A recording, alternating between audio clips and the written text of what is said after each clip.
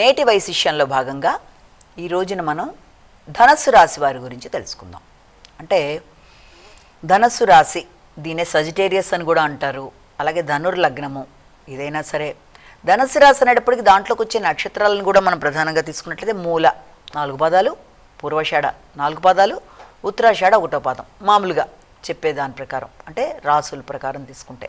అలాగే ధనుర్లగ్నం, అలాగే ధనస్సుకు సంబంధించిన సన్ సైన్స్ రీత్యా ధనస్సు రాశి. వీళ్ళకి సంబంధించిన క్యారెక్టరిస్టిక్స్ మనం ఇక్కడ చెప్తున్నాం. జన్మకుండలి కాదు, లేకపోతే ప్రతి వాళ్ళు ఇలాగే 100% ఉంటారని కూడా ఇందులో భావన కాదు. చాలా వరకు లక్షణాలు ఎలా ఉంటాయి ధనస్సు రాశిలో పుట్టిన వాళ్ళదన్న లక్షణాల వరకే ఇక్కడ మనం మాట్లాడుకుంటున్నాం తప్ప ఇది కంప్లీట్గా జన్మకుండలిలో ఇది పర్ఫెక్ట్గా అన్నీ 100% ఒక వ్యక్తికే వర్తిస్తాయని కూడా మనం అనుకోవాల్సిన పరిస్థితి కాదు. అయితే సాధారణంగా ఈ యొక్క ధనస్సు రాశిలో పుట్టిన వాళ్ళకి ఉండే లక్షణాలు ఇక్కడ మనం మాట్లాడుకున్నట్లయితే వీళ్ళు చాలా ఉన్నతమైన ఆలోచనలతో, మంచి వ్యక్తిత్వంతో, ఏ కార్యక్రమం చేసినా కూడా చాలా మెత్తని మనస్తత్వంతో వాళ్ళు ముందుకు పెడతారు. అంటే ఇతరులను చూసి తొందరగా జాలి, దయ మొదలైన వాటితో కరిగిపోయే లక్షణం. అలాగే ఏదన్నా ఒక పనిని ప్రారంభిస్తే వాళ్ళు ఆ పనిని ఇష్టం అయితేనే ఆ పనిని చేస్తారు తప్ప ఒకళ్ళ ఫోర్స్తో ఆ పని వాళ్ళు చేయడం కానీ, అంటే ఇష్టం లేని పనిని వాళ్ళ చేత బలవంతంగా చేయించడం అనేది చాలా కష్టం. వాళ్ళకి అనిపిస్తేనే ఆ పని చేయడం, అనిపించిన దానికోసమే కృషి చేయడం. అలాగే ఏదైనా ఒక విషయంలో ఖచ్చితంగా దాని యొక్క ఫలితం సాధించాలి అనుకున్నప్పుడు ఈ ధనస్సు రాశి వాళ్ళ యొక్క సహజ లక్షణం ఏంటి అంటే ఎంత కష్టమైనా, ఎంత సమయం పట్టినా అది సాధించడానికి చాలా ఎదురు చూస్తారు. అంటే ఏదో చేసేసాను కదా పర్లేదులే వచ్చినప్పుడే వస్తుందని వదిలేరు.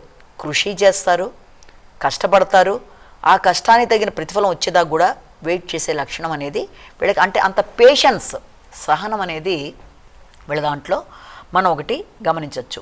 అలాగే వీళ్ళకు ఉండే ఇంకొక స్పెషల్ క్వాలిటీ ఏంటంటే చూడ్డానికి చాలా కఠినంగా కనబడతారు. అంటే వీళ్ళు తొందరగా క్షమించరేమో అన్నట్టుగా అనుకున్నా ఏదన్నా విషయంలో అవసరం వస్తే తొందరగా క్షమిస్తారు, కానీ చూసేవాళ్ళు అనుకుంటారంటే వీళ్ళు చాలా కఠినంగా ఉన్నారు, వీళ్ళు చాలా స్టబర్న్గానే డెసిషన్ తీసుకుంటారు, వీళ్ళు మనకి అనుకూలంగా ఉండరు అనుకుంటారు. కానీ ఆ రకమైన లక్షణాలు ఉండవు. ఏ విషయంలోనైనా సరే వ్యక్తుల్ని క్షమించగలరు, వ్యక్తులకి సహకరించగలరు. ఇతరులు ఎవరైనా వీళ్ళకి ఉపకారం చేస్తే దానికంటే ఎక్కువ స్థాయిలోనే తిరిగి ఉపకారం చేయడానికి, అంటే ఇతరులు లాభం పొందుతారు వీళ్ళ వల్ల. ఎలాగా, వాళ్ళు చేసిన ఉపకారం కంటే అధికంగా వీళ్ళు చేయడానికి. అలాగే ఇతరుల కష్టాలు చూసి జాలి దయతో కరిగిపోవడం, వాళ్ళకి ఎంతైనా సహకరించడానికి ముందుకు వెళ్ళడం, ఎంత శ్రమ కోర్చైనా సరే అనుకున్న ఫలితాలు సాధించడానికి చాలా వరకు చాలా కాలం ఎదురు చూడడం, ఇవన్నీ వీరి యొక్క ముఖ్యమైన లక్షణాల్లో భాగంగా చెప్పచ్చు. వీళ్ళకి ఎక్కువ కీర్తికాంక్ష, అంటే వీళ్ళు చాలా బాగా చేయగలరు రేపనైనా, అందుకని వీళ్ళు ఏమనుకుంటారంటే దాన్ని ఇతరులు గుర్తించాలని తాపత్రయపడతారు. సహజం, అంటే వీళ్ళు పడిన కష్టాన్ని ఇతరులు గుర్తించాలి అన్న విషయం ఒకటి. అలాగే ఏదన్నా పని మొదలుపెట్టినా కూడా ఆ పనిలో ఇతరులు వీళ్ళకి ఎవరిని మోసం చేసే స్వభావం ఉండదు కనుక వీళ్ళు ఏమని ఆలోచిస్తారంటే వీళ్ళు చాలా ట్రాన్స్పరెంట్, వీళ్ళ మైండ్ ఉంటుంది కనుక ఇతరులు కూడా అంత ట్రాన్స్పరెంట్గా ఉంటారేమో అన్న భావనతో వీళ్ళు ఒక వ్యక్తితో ఒక పని మొదలుపెట్టినప్పుడు ఆ వ్యక్తులు ఆ విధంగా కనుక లేకపోతే వీళ్ళు చేస్తున్న పని మధ్యలో వదిలేసి వెళ్ళిపోవడానికి కూడా అస్సలు వెనకాడరు. కాబట్టి వీళ్ళతో పని కావాలి అనుకున్నప్పుడు ట్రాన్స్పరెన్సీ ఖచ్చితంగా ఉండడం అనేది కూడా ఇతరులు చేయాలి. అలాగే వీళ్ళు లౌక్యం తెలియదు, వీళ్ళకి ఏ విషయంలోనైనా సిస్టమేటిక్గా ఉండడం, వేదాంతం, భక్తి, ఆధ్యాత్మిక చింతన, ప్రయాణాలంటే చాలా ఇష్టపడతారు ప్రతి విషయంలో కూడాను. అలాగే వీళ్ళకి ఏంటంటే దాంతోపాటుగా ఇతరులకు సహకరించాలి, జాలి దయా గుణాలు అనేవి అధికంగా ఉండడం, ఎక్కువ ప్రయాణాలతో పాటుగా కృషి అనేది అధికంగా చేస్తారు. ఏ పనిలోనైనా కృషి చేయకపోతే సక్సెస్ అనేది రాదు అన్నది వీళ్ళ యొక్క నిరంతర ఇది. అలాగే మిత్రులు అనేవాళ్ళు ఉన్నా కూడా మిత్రుల యొక్క సహకారం కన్నా మిత్రులకే వీళ్ళు ఎక్కువ సహకరించడం మొదలైన వాటికి ఆస్కారం అనేది కూడా వీళ్ళ దాంట్లో ఎక్కువ మనం చూస్తాం.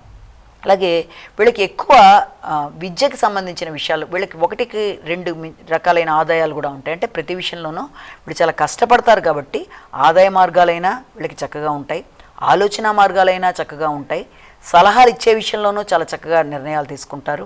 అలాగే వీళ్ళకి వీళ్ళంతవరకు పెంపుడు జంతువులు మొదలైన వాటి వల్ల ఇబ్బందులు అనేవి ఎదుర్కొనే అవకాశం ఉంది కాబట్టి వాటి రీత్యా వాటికి కొంత వీళ్ళంతవరకు ఇబ్బందులు రాకుండా తగిన విధంగా జాగ్రత్తలు తీసుకుంటూ ముందుకు వెళ్ళాలి.